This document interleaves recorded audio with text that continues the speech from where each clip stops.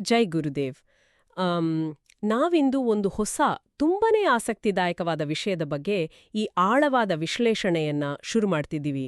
ನಮ್ಮ ದಿನನಿತ್ಯದ ಅಡುಗೆಯೇ ನಮ್ಮ ಜೀವಶಕ್ತಿಯನ್ನ ಕೊಲ್ತಿದೆಯಾ, ಅಥವಾ ಬೆಳಕೆ ಕಾಣದ ಎಸಿ ಕೊಠಡಿ ಒಳಗಿನ ನಮ್ಮ ಆಧುನಿಕ ಜೀವನ ನಮ್ಮನ್ನ ಆ ಬ್ರಹ್ಮಾಂಡದ ಅಪಾರ ಶಕ್ತಿಯಿಂದ ಸಂಪೂರ್ಣವಾಗಿ ಕಟ್ ಮಾಡ್ತಿದ್ಯಾ ಅನ್ನೋದ್ರ ಬಗ್ಗೆ ಮಾತಾಡೋಣ. ಹೌದು, ಖಂಡಿತ. ಇವತ್ ನಾವು ಕೆ ವಿಜಯಾನಂದ್ ಅವರು ಬರೆದಿರೋ ದೈವಶಕ್ತಿ ಅನ್ನೋ ಪುಸ್ತಕದ ಒಳನೋಟಗಳನ್ನೇ ಮುಖ್ಯವಾಗಿಟ್ಕೊಂಡು ಚರ್ಚೆ ಮಾಡ್ತಿದ್ದೀವಿ. ಎಕ್ಸಾಕ್ಟ್ಲಿ. ಈ ಚರ್ಚೆಯ ನಮ್ಮ ಮುಖ್ಯ ಉದ್ದೇಶ ಅಥವಾ ಮಿಷನ್ ಏನಂದ್ರೆ, ಶಕ್ತಿ ಅಥವಾ ಎನರ್ಜಿ ಅಂದ್ರೆ ಏನು, ನಮ್ಮ ದೈನಂದಿನ ಲೈಫಲ್ಲಿ ಅದು ಹೇಗೆ ಕೆಲಸ ಮಾಡುತ್ತೆ ಅಂತ ಅರ್ಥ ಮಾಡ್ಕೊಳ್ಳೋದು. ಜೊತೆಗೆ ಅತ್ಯಂತ ಪ್ರಮುಖವಾಗಿ ನಮ್ಮ ಸುತ್ತಲಿನ ಪ್ರಕೃತಿಯ ಮೂಲಭೂತ ಅಂಶಗಳನ್ನೇ ಬಳಸ್ಕೊಂಡು ನಮ್ಮೊಳಗೆ ಮಲಗಿರೋ ಆ ಕುಂಡಲಿನಿ ಶಕ್ತಿಯನ್ನ ಹೇಗೆ ಜಾಗೃತಗೊಳಿಸಬಹುದು ಅನ್ನೋದನ್ನ ನೋಡೋಣ. ಈ ಪುಸ್ತಕದ ಬಗ್ಗೆ ಹೇಳಬೇಕು ಅಂದ್ರೆ, ಇದರ ಪ್ರಾಯೋಗಿಕತೆ ನನ್ನನ್ನು ತುಂಬಾನೇ ಆಕರ್ಷಿತು.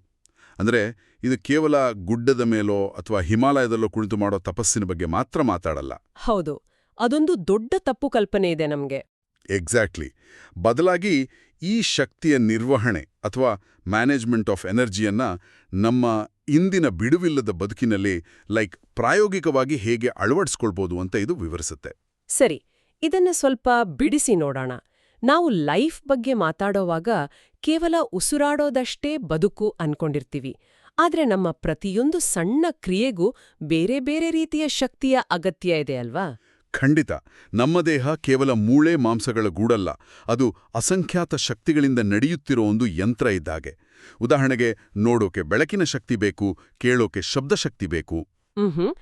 ಜೀರ್ಣಕ್ರಿಯೆಗೆ ರಾಸಾಯನಿಕ ಶಕ್ತಿ ಅಥವಾ ಕೆಮಿಕಲ್ ಎನರ್ಜಿ. ಹೌದು, ಮತ್ತೆ ನಮ್ಮ ಹೃದಯ ಬಡಿತಕ್ಕೆ ಜಲಶಕ್ತಿ ಬೇಕು. ಈ ಯಂತ್ರಕ್ಕೆ ಸರಿಯಾದ ಶಕ್ತಿ ಸಿಗದೇ ಇದ್ರೆ ಏನಾಗುತ್ತೆ ಅಂತ ಊಹಿಸಿ. ಅದರ ಕಾರ್ಯಕ್ಷಮತೆ ಕಡಿಮೆ ಆಗತ್ತೆ ಅಲ್ವಾ? ಹೌದು. ಇದನ್ನ ನಾವು ಸ್ವಲ್ಪ ವಿಶಾಲ ದೃಷ್ಟಿಕೋನದಿಂದ ನೋಡಿದ್ರೆ, ಮನುಷ್ಯನ ಆರೋಗ್ಯ ಮತ್ತು ಅನಾರೋಗ್ಯದ ನಡುವಿನ ಗುಟ್ಟು ಇರೋದೇ ಈ ಶಕ್ತಿಯ ಸಮತೋಲನದಲ್ಲಿ, ಅಂದ್ರೆ ಈಕ್ವಿಲಿಬ್ರಿಯಂ ಅಲ್ಲಿ. ಅಂದ್ರೆ ಪ್ರತಿಯೊಂದು ಶಕ್ತಿಯೂ ನಿರ್ದಿಷ್ಟ ಪ್ರಮಾಣದಲ್ಲಿ ಇರಬೇಕು ಅಂತೀರಾ? ಕರೆಕ್ಟು. ಆ ಸಮತೋಲನ ತಪ್ಪಿದಾಗ, ಶಕ್ತಿ ಹೆಚ್ಚಾದಾಗ ಅಥವಾ ಕಡಿಮೆ ಆದಾಗ ನಮ್ಗೆ ಕಾಯಿಲೆಗಳು ಬರ್ತವೆ. ಇದು ಸ್ವಲ್ಪ ಸಮಯ ಮಾತ್ರ ಇದ್ರೆ ಅದು ತರುಣ ಅಥವಾ ಅಕ್ಯೂಟ್ ಕಾಯಿಲೆ ಆಗುತ್ತೆ. ದಿಢೀರಂತ ಬರೋ ಜ್ವರ, ನೆಗಡಿ, ಕೆಮ್ಮು. ಅಂದ್ರೆ ಜ್ವರ ಬರೋದು ಒಂಥರ ನಮ್ಮ ದೇಹದ ಅಲಾರ್ಮ್ ಸಿಸ್ಟಮ್ ತರ ಅಂತಾಯ್ತು. ಶಕ್ತಿಯಲ್ಲಿ ಏನೋ ಏರುಪೇರಾಗಿದೆ ಅಂತ ನಮ್ಮ ದೇಹ ನಮ್ಗೆ ಹೇಳ್ತಿದೆ. ಆದ್ರೆ ನಾವಿದನ್ನ ಇಗ್ನೋರ್ ಮಾಡಿದ್ರೆ ಏನಾಗುತ್ತೆ? ಅಲ್ಲಿಂದನೇ ನಿಜವಾದ ಸಮಸ್ಯೆ ಶುರುವಾಗೋದು. ಆ ಅಸಮತೋಲನ ದೀರ್ಘಕಾಲ ಇದ್ರೆ ಅದು ಕ್ರಾನಿಕ್ ಕಾಯಿಲೆಗಳಿಗೆ ದಾರಿ ಮಾಡುತ್ತೆ. ಮಧುಮೇಹ, ಅಸ್ತಮ, ರಕ್ತದೊತ್ತಡ ಇವೆಲ್ಲ ಹೀಗೆ ಬರೋದು. ಮತ್ತೆ ಕೇವಲ ದೈಹಿಕ ಅಲ್ಲ, ಮಾನಸಿಕ ಮಟ್ಟದಲ್ಲಾದ್ರೆ ಅದು ಸೈಕಿಕ್ ಕಾಯಿಲೆ, ಅಂದ್ರೆ ಡಿಪ್ರೆಷನ್, ಆಂಗ್ಸೈಟಿ ಆಗುತ್ತೆ. ಓ ಮೈ ಗಾಡ್! ದೈಹಿಕ ಮತ್ತೆ ಮಾನಸಿಕ ಎರಡಕ್ಕೂ ಶಕ್ತಿಯ ಕೊರತೆಯೇ ಕಾರಣ ಅನ್ನೋದು ತುಂಬಾನೇ ಕುತೂಹಲಕಾರಿ. ಆದ್ರೆ ಈ ಪುಸ್ತಕದಲ್ಲಿ ಸೈಕೋಸೊಮ್ಯಾಟಿಕ್ ಕಾಯಿಲೆಗಳ ಬಗ್ಗೆಯೂ ಪ್ರಸ್ತಾಪ ಇದೆ.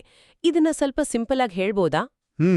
ಸೈಕೋಸೊಮ್ಯಾಟಿಕ್ ಅಂದ್ರೆ ಮನಸ್ಸು ಮತ್ತು ದೇಹದ ನಡುವಿನ ಡೈರೆಕ್ಟ್ ಲಿಂಕ್ ಇಂದ ಬರೋ ಕಾಯಿಲೆಗಳು. ಉದಾಹರಣೆಗೆ, ನಾಳೆ ಆಫೀಸಲ್ಲಿ ದೊಡ್ಡ ಪ್ರಾಜೆಕ್ಟ್ ಮುಗಿಸ್ಬೇಕು ಅಥವಾ ಸಾಲದ ಟೆನ್ಷನ್ ಇದೆ ಅನ್ಕೊಳ್ಳಿ. ರಿಲೇಟಬಲ್. ಅದು ಮನಸ್ಸಿಗೆ ಸಂಬಂಧಿಸಿದ ಒತ್ತಡ. ಹೌದು. ಆದ್ರೆ ಆ ಒತ್ತಡದ ಶಕ್ತಿ ಎಷ್ಟು ತೀವ್ರ ಆಗಿರುತ್ತೆ ಅಂದ್ರೆ ಅದು ಮೆದುಳಿಂದ ಹೊಟ್ಟೆಗೆ ಸಿಗ್ನಲ್ ಕಳಿಸಿ ಅಲ್ಲಿ ಆಸಿಡ್ ಹೆಚ್ಚು ಮಾಡಿ ಅಲ್ಸರ್ ಉಂಟು ಮಾಡುತ್ತೆ. ಅಂದ್ರೆ ಮೂಲ ಮನಸ್ಸಿನಲ್ಲಿದೆ, ಪರಿಣಾಮ ದೇಹದ ಮೇಲಾಗ್ತಿದೆ. ವಾವ್! ದೇಹ ಮತ್ತೆ ಮನಸ್ಸು ಎಷ್ಟು ಬಿಗಿಯಾಗಿ ಕನೆಕ್ಟ್ ಆಗಿದೆ ಅಲ್ವಾ? ಅಂದ್ರೆ ನಮ್ಮ ಎಲ್ಲಾ ನೋವುಗಳಿಗೆ ಇದೇ ಕಾರಣ. ಇದನ್ನ ಅರ್ಥ ಮಾಡ್ಕೊಂಡ್ರೆ ನಾವು ಅನಾರೋಗ್ಯ ತಡೆಯೋದು ಮಾತ್ರ ಅಲ್ಲ, ನಮ್ಮೊಳಗಿನ ಅತ್ಯುನ್ನತ ಕುಂಡಲಿನಿ ಶಕ್ತಿಯನ್ನ ಕೂಡ ಜಾಗೃತಗೊಳಿಸಬಹುದು. ಖಂಡಿತ. ಎರಡನೇ ಮೂಲ ವಸ್ತು ಇದರ ಬಗ್ಗೆ ಅಂದ್ರೆ ಭೂಮಿ ಮತ್ತು ಅಗ್ನಿ ತತ್ವಗಳ ಬಗ್ಗೆ ತುಂಬಾನೇ ಫೋಕಸ್ ಮಾಡುತ್ತೆ. ಸರಿ, ಮೊದಲು ಭೂಮಿ ತತ್ವ ಅಂದ್ರೆ ನಾವು ತಿನ್ನೋ ಆಹಾರದ ಬಗ್ಗೆ ಮಾತಾಡೋಣ. ಆಹಾರ ಕೇವಲ ರುಚಿಗೆ ಮಾತ್ರ ಅಲ್ಲ, ಅದು ನಮ್ಮ ಆಂತರಿಕ ಶಕ್ತಿಯನ್ನ ನಿರ್ಧರಿಸುತ್ತೆ. ಇದರಲ್ಲಿ 3 ಗುಣಗಳಿದಾವೆ. ಮಾಂಸಾಹಾರ ಮತ್ತು ಮದ್ಯಪಾನ ತಾಮಸಿಕ ಗುಣವನ್ನ ಹೆಚ್ಚು ಮಾಡುತ್ತೆ. ಇದು ಜಡತ್ವ ತರುತ್ತೆ. ಮತ್ತೆ ಈರುಳ್ಳಿ, ಬೆಳ್ಳುಳ್ಳಿ, ಹಸಿಮೆಣಸಿನಕಾಯಿ, ಟೀ, ಕಾಫಿ ಬಗ್ಗೆ ಏನ್ ಹೇಳ್ತೀರಾ? ತ್ವಿಕ ಗುಣ ಅಂದ್ರೆ ಈ ಬೇಯಿಸದ ಹಸಿ ತರಕಾರಿ, ಹಣ್ಣುಗಳು, ಮೊಳಕೆ ಕಾಳುಗಳು ಅಲ್ವಾ? ಎಕ್ಸಾಕ್ಟ್ಲಿ. ಇದನ್ನೇ ಅಮೃತಾಹಾರ ಅಂತ ಕರೆಯೋದು. ಇದು ನಮ್ಮ ಕುಂಡಲಿನಿ ಶಕ್ತಿಯನ್ನ ಹೆಚ್ಚಿಸುತ್ತೆ. ವೇಟ್ ಒಂದ್ ನಿಮಿಷ. ನಾವು ಹಿಂದಿನಿಂದಲೂ ಬೇಯಿಸಿದ ಆಹಾರವನ್ನೇ ಅಲ್ವಾ ತಿನ್ಕೊಂಡ್ ಬಂದಿರೋದು? ಸಾಂಬಾರು, ರೊಟ್ಟಿ, ಮುದ್ದೆ ಅಂತ. ಹಾಗಾದ್ರೆ ಈಗ ಹಸಿ ಆಹಾರ ಯಾಕೆ ಅಷ್ಟು ಇಂಪಾರ್ಟೆಂಟ್ ಅಂತ ಈ ಪುಸ್ತಕ ಹೇಳ್ತಿದೆ? ನಮ್ಮ ಅಡ್ಗೆ ಮನೆಯ ಒಲೆಗಳು ನಮ್ಮ ಶಕ್ತಿಯನ್ನೇ ಕಸ್ತಿವಿಯಾ? ತುಂಬಾನೇ ಸೂಕ್ತವಾದ ಪ್ರಶ್ನೆ ಇದು. ಇದರ ಹಿಂದಿನ ವಿಜ್ಞಾನ ಗಮನಿಸಿ. ಒಂದು ಬೀಜವನ್ನ ಮಣ್ಣಿಗಾಕಿದ್ರೆ ಅದು ಮೊಳಕೆ ಒಡೆಯುತ್ತೆ, ಯಾಕಂದ್ರೆ ಅದರಲ್ಲಿ ಜೀವಶಕ್ತಿ ಇರುತ್ತೆ. ಹೌದು. ಆದ್ರೆ ಅದೇ ಬೀಜವನ್ನ ಕುಕ್ಕರ್ನಲ್ಲಿ ಬೇಯಿಸಿ ಮಣ್ಣಿಗಾಕಿದ್ರೆ ಅದು ಬರುತ್ತಾ? ಇಲ್ಲ. ವಿಪರೀತ ಶಾಖಕ್ಕೆ ಅದರ ಜೀವಶಕ್ತಿ ಸತ್ತೋಗಿರುತ್ತೆ. ಕಾರ್ಬೋಹೈಡ್ರೇಟ್ ಸಿಗ್ಬೋದು, ಆದ್ರೆ ಆ ಜೀವಶಕ್ತಿ ಸಿಗಲ್ಲ. ಓ, ಅಂದ್ರೆ ಬೇಯಿಸದ ಹಸಿ ತರಕಾರಿ, ಹಣ್ಣು ತಿಂದಾಗ ಆ ಜೀವಂತ ಪ್ರಾಣಶಕ್ತಿ ನೇರವಾಗಿ ನಮ್ಗೆ ಸಿಗುತ್ತೆ ಅಂತ. ಹೌದು. ಆ ಪ್ರಾಣಶಕ್ತಿಯೇ ಕುಂಡಲಿನಿಯನ್ನ ಮೇಲಿಕ್ಕೆತ್ತೋ ಇಂಧನ. ಅದಕ್ಕೆ ಇದನ್ನ ಅಮೃತಾಹಾರ ಅಂತ ಕರೆಯೋದು. ಇದು ನಿಜಕ್ಕೂ ಕಣ್ಣು ತೆರೆಸುವಂತ ವಿಚಾರ. ಪ್ರಕೃತಿ ನಮಗೆ ಡೈರೆಕ್ಟ್ ಆಗಿ ಶಕ್ತಿ ಕೊಡೋಕೆ ರೆಡಿ ಇದೆ, ಆದ್ರೆ ನಮ್ಮ ಕುಕ್ಕಿಂಗ್ ಸ್ಟೈಲ್ ಅದನ್ನ ತಡೀತಿದೆ. ಇಲ್ಲೇ ಇದು ನಿಜಕ್ಕೂ ತುಂಬನೇ ಕುತೂಹಲಕಾರಿಯಾಗೋದು. ಅಗ್ನಿತತ್ವದ ಬಗ್ಗೆ ನೋಡಿದ್ರೆ ಸೂರ್ಯ ನಮಸ್ಕಾರದ ವೈಜ್ಞಾನಿಕ ಹಿನ್ನೆಲೆ ಎಷ್ಟೊಂದು ವಿಸ್ಮಯಕಾರಿಯಾಗಿದೆ. ಹೌದು, ಸೂರ್ಯನೇ ನಮಗೆಲ್ಲ ಪ್ರಧಾನ ಶಕ್ತಿಯ ಮೂಲ. ಆದ್ರೆ ಬೆಳಗ್ಗೆ 6ರಿಂದ ಸಂಜೆ 6ರವರೆಗೆ ಪ್ರತಿ ಗಂಟೆಗೂ ಸೂರ್ಯನ ಕೋನ ಅಂದ್ರೆ ಆಂಗಲ್ ಬದಲಾಗ್ತಾನೆ ಇರುತ್ತೆ. ಕೋನ ಬದಲಾದಾಗ ಫ್ರೀಕ್ವೆನ್ಸಿ ಕೂಡ ಬದಲಾಗುತ್ತಲ್ವಾ? ಕರೆಕ್ಟ್. ಅಂದ್ರೆ 12 ಗಂಟೆಗಳಲ್ಲಿ 12 ವಿಭಿನ್ನ ಆವರ್ತನಗಳಲ್ಲಿ ಶಕ್ತಿ ಭೂಮಿಗೆ ಬರುತ್ತೆ. ಈ 12 ಬಗೆಯ ಶಕ್ತಿ ನಮ್ಮ ದೇಹದ ಒಂದೊಂದು ಅಂಗಾಂಗಕ್ಕೆ, ನಾಡಿಮಂಡಲಕ್ಕೆ ಬೇಕಾಗಿರುತ್ತೆ. ಸೂರ್ಯನ ಬೆಳಕು ಬರೀ ವಿಟಮಿನ್ ಡಿ ಮಾತ್ರ ಅಲ್ಲ, ಜೀವಕೋಶಗಳಿಗೆ ಅಗಾಧ ಶಕ್ತಿ ಕೊಡುತ್ತೆ. ಇದು ಒಂಥರ ಐರನಿ ಅನ್ಸತ್ತೆ. ನಮ್ ಮಾಡರ್ನ್ ಲೈಫ್ ಸ್ಟೈಲ್ ನೋಡಿ. ಬೆಳಗ್ಗೆ ಆಗ್ತಿದ್ದ ಹಾಗೆ ಕಾಂಕ್ರೀಟ್ ಬಿಲ್ಡಿಂಗ್ ಒಳಗೆ ಹೋಗ್ತೀವಿ, ಎಸಿ ರೂಮಲ್ಲಿ ಲ್ಯಾಪ್ಟಾಪ್ ನೋಡ್ತಾ ಇರ್ತೀವಿ, ಸಂಜೆ ಸೂರ್ಯ ಮುಳುಗಿದ್ಮೇಲೆ ಹೊರಗೆ ಬರ್ತೀವಿ. ನಾವು ಈ 12 ವಿಭಿನ್ನ ನೈಸರ್ಗಿಕ ಶಕ್ತಿಗಳಿಂದ ಸಂಪೂರ್ಣವಾಗಿ ವಂಚಿತರಾಗ್ತಿದೀವಲ್ವಾ? ಹೌದು, ನಾವೇ ಅದನ್ನ ಕಳ್ಕೊಡ್ತಿದೀವಿ. ಅದೇ ಒಬ್ಬ ರೈತನನ್ನ ನೋಡಿ, ಬೆಳಗ್ಗೆಯಿಂದ ಸಂಜೆವರೆಗೆ ಹೊಲದಲ್ಲಿ ಊಪನಾಕಾಶದ ಕೆಳಗೆ ಕೆಲಸ ಮಾಡ್ತಾನೆ. ಆತನಿಗೆ ಈ 12 ಆವರ್ತನಗಳ ಶಕ್ತಿ ಸಹಜವಾಗಿ ಸಿಗತ್ತೆ. ಹೌದಲ್ವಾ? ಜಿಮ್ಗೆ ಹೋಗ್ದಿದ್ರು ಅವ್ರು ಅಷ್ಟು ಸ್ಟ್ರಾಂಗ್ ಆಗಿರೋಕೆ ಅದೇ ಕಾರಣ ಇರ್ಬೇಕು? ಇದು ಒಂದು ಪ್ರಮುಖ ಪ್ರಶ್ನೆಯನ್ನು ಹುಟ್ಟುಹಾಕತ್ತ. ದಿನವಿಡೀ ಆಫೀಸಲ್ಲಿ, ಮನೇಲಿರೋ ನಾವು ಈ ಕಳ್ಕೊಂಡ 12 ಬಗೆಯ ಶಕ್ತಿಯನ್ನ ಮರಳಿ ಪಡೆಯೋದು ಹೇಗೆ? ಅದಕ್ಕೆ ಅಲ್ವಾ ನಮ್ ಮುನಿಗಳು ಸೂರ್ಯ ನಮಸ್ಕಾರವನ್ನ ವಿನ್ಯಾಸಗೊಳಿಸಿದ್ದು. ಎಕ್ಸಾಕ್ಟ್ಲಿ. ಬೆಳಗ್ಗೆ ಅಥವಾ ಸಂಜೆ ಕೇವಲ 30 ನಿಮಿಷ ಸೂರ್ಯ ನಮಸ್ಕಾರ ಮಾಡಿದರೆ ಸಾಕು, ಆ ಇಡೀ ದಿನದ 12 ವಿಭಿನ್ನ ಶಕ್ತಿಗಳನ್ನ ನಾವು ಒಮ್ಮೆಲೆ ಗ್ರಹಿಸಬಹುದು. ವೇಟ್, ಅದು ಹೇಗ್ ಸಾಧ್ಯ? ಬರೀ ಅರ್ಧ ಗಂಟೆ ವ್ಯಾಯಾಮ ಮಾಡಿದ್ರೆ ಇಡೀ ದಿನದ ಶಕ್ತಿ ಹೇಗ್ ಸಿಗುತ್ತೆ? ಇದರ ಮೆಕ್ಯಾನಿಸಮ್ ತುಂಬಾನೇ ಇಂಟ್ರೆಸ್ಟಿಂಗ್ ಆಗಿದೆ. ಸೂರ್ಯ ನಮಸ್ಕಾರದಲ್ಲಿ 12 ವಿಭಿನ್ನ ಭಂಗಿಗಳಿವೆ. ನಮ್ಮ ದೇಹ ಒಂದು ಆಂಟೆನಾ ತರ ಕೆಲಸ ಮಾಡುತ್ತೆ. ಆ 12 ಭಂಗಿಗಳು ಆ 12 ವಿಭಿನ್ನ ಫ್ರೀಕ್ವೆನ್ಸಿಗಳನ್ನ ಆಕರ್ಷೋ ರಿಸೀವರ್ಗಳಾಗಿ ಕೆಲಸ ಮಾಡ್ತವೆ. ಓಹೋ, ಅಂದ್ರೆ ಆ ಭಂಗಿಗಳ ಮೂಲಕ ಬೇರೆ ಬೇರೆ ಶಕ್ತಿಯ ಅಲೆಗಳನ್ನ ನಾವು ಒಂದೇ ಸಮನೆ ಕ್ಯಾಚ್ ಮಾಡ್ತೀವಿ ಅಂತ. ಹೌದು, ಆದ್ರೆ ಇಲ್ಲೊಂದು ಎಚ್ಚರಿಕೆ ಇದೆ. ಇದನ್ನ ಸುಮ್ಮನೆ ಯೂಟ್ಯೂಬ್ ನೋಡಿ ಮಾಡಬಾರ್ದು. ಭಂಗಿಯ ಕೋನ ಸ್ವಂತ ತಪ್ಪಿದ್ರೂ ಆ ಶಕ್ತಿ ನಮ್ಮೊಳಗೆ ಬರಲ್ಲ. ಅದಕ್ಕೆ ಗುರುವಿನ ಮಾರ್ಗದರ್ಶನದಲ್ಲಿ ಕಲಿಯೋದು ಮುಖ್ಯ. ಮತ್ತೆ ಇದನ್ನ ಅಳಿಯೋ ಅಭ್ಯಾಸ ಕೂಡ ಇದೆ. ಮಾಡೋ ಮುಂಚೆ ಮತ್ತೆ 30 ನಿಮಿಷ ಆದ್ಮೇಲೆ ಶಕ್ತಿ ಹೇಗೆ ಹೆಚ್ಚಾಗಿದೆ ಅಂತ ಅಳೆದು ನೋಡ್ಬೋದು. ವಾವ್!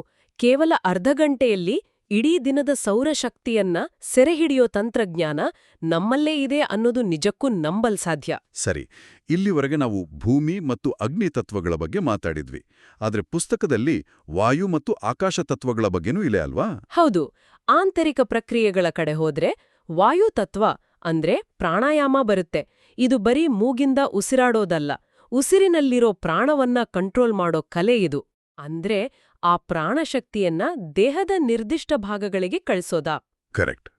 ಕೈಗೆ, ತಲೆಗೆ ಅಥವಾ ನಿರ್ದಿಷ್ಟ ಚಕ್ರಗಳಿಗೆ ಆ ಶಕ್ತಿಯನ್ನು ಡೈರೆಕ್ಟ್ ಮಾಡಬಹುದು.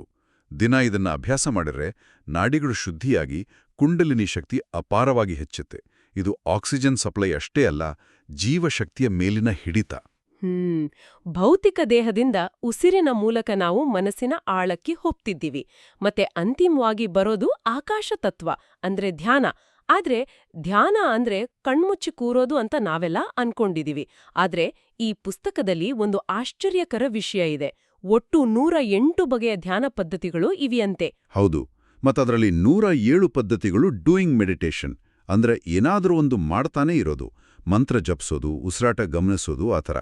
ಅದರ ಕೇವಲ ಒಂದು ಮಾತ್ರ ನಾನ್ ಡೂಯಿಂಗ್ ಮೆಡಿಟೇಷನ್, ಅದೇ ಸಮಾಧಿ ಅಭ್ಯಾಸ. ಅಂದ್ರೆ ಇದೆಲ್ಲದರ ಅರ್ಥ ಏನು? ಏನನ್ನೂ ಮಾಡದಿರೋದು ನಮಗೆ ಶಕ್ತಿಯನ್ನ ಹೇಗೆ ಕೊಡುತ್ತೆ? ಪುಸ್ತಕದಲ್ಲಿರೋ ಆ ರೇಡಿಯೋ ಫ್ರೀಕ್ವೆನ್ಸಿ ಹೋಲಿಕೆ ನನಗೆ ಸ್ವಲ್ಪ ಕನ್ಫ್ಯೂಸಿಂಗ್ ಅನ್ನಿಸ್ತು. ಅದನ್ನ ಸ್ವಲ್ಪ ವಿವರಿಸ್ತೀರಾ? ಖಂಡಿತ. ಅದು ನಾವು FM ರೇಡಿಯೋ ಟ್ಯೂನ್ ಮಾಡೋ ಹಾಗೆ. ನಾವು ರೆಡ್ FM ಕೇಳಬೇಕು ಅಂದ್ರೆ ಅದು 93.5 ಹರ್ಟ್ಸಲ್ಲಿ ಬರುತ್ತೆ.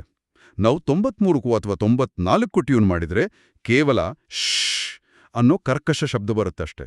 ಹೌದು, ಕರೆಕ್ಟಾಗಿ 93.5ಗೆ ಇಟ್ರೆ ಮಾತ್ರ ಕ್ಲಿಯರ್ ಆಗಿ ಮ್ಯೂಸಿಕ್ ಕೇಳೋದು. ಎಕ್ಸಾಕ್ಟ್ಲಿ.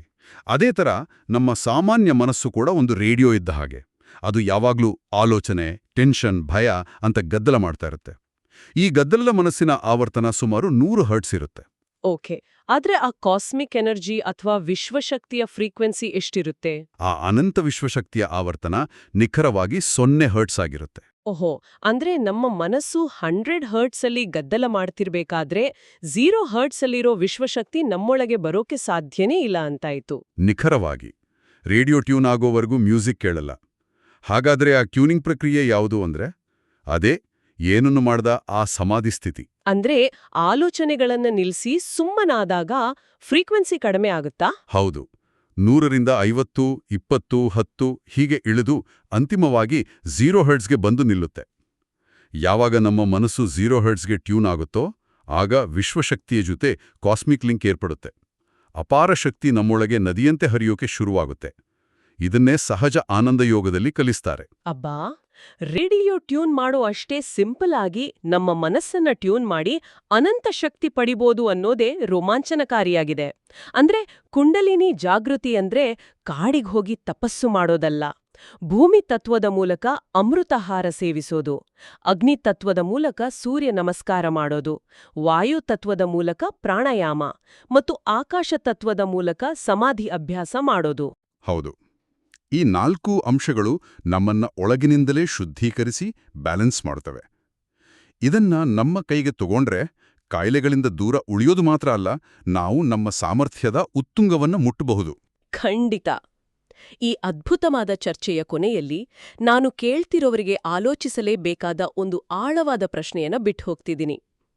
ನಾವು ತಿನ್ನೋ ಜಂಕ್ ಫುಡ್, ಸೂರ್ಯನ ಬೆಳಕೆ ಬೀಳದ AC ಆಫೀಸ್, ಜೊತೆಗೆ ಟೆನ್ಷನ್ನಿಂದ 100 ಹರ್ಟ್ಸ್ನಲ್ಲೇ ಓಡ್ತಿರೋ ನಮ್ಮ ಗದ್ದಲದ ಮನಸ್ಸು, ಇವೆಲ್ಲವೂ ಸೇರಿ ನಮ್ಮ ದೇಹದ ನೈಸರ್ಗಿಕ ರೇಡಿಯೋವನ್ನ ಆ 0 ಹರ್ಟ್ಸ್ನಿಂದ ಡಿಟ್ಯೂನ್ ಮಾಡ್ತಿದ್ಯಾ? ನಮ್ಮನ್ನ ನಾವೇ ಬ್ರಹ್ಮಾಂಡದ ಶಕ್ತಿಯಿಂದ ಕಟ್ ಮಾಡ್ಕೊಳ್ತಿದೀವಾ? ಹಾಗಿದ್ರೆ ನಮ್ಮ ರೇಡಿಯೋವನ್ನ ಮತ್ತೆ ಟ್ಯೂನ್ ಮಾಡಕ್ಕೆ ಈಗಲೇ ಯಾವ ಒಂದು ಸಣ್ಣ ಬದಲಾವಣೆಯನ್ನ ನಾವು ಮಾಡಬಹುದು?